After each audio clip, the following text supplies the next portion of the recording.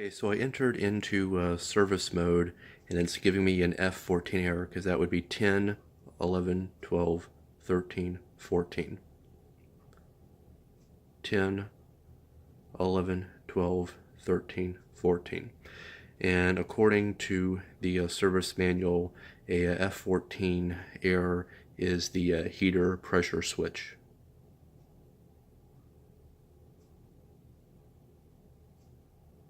But of course, I don't know if that's the reason that the dishwasher has been making such a loud noise during the water circulation over the last few days. If it could be possibly two problems, the heater pressure switch and the circulation pump.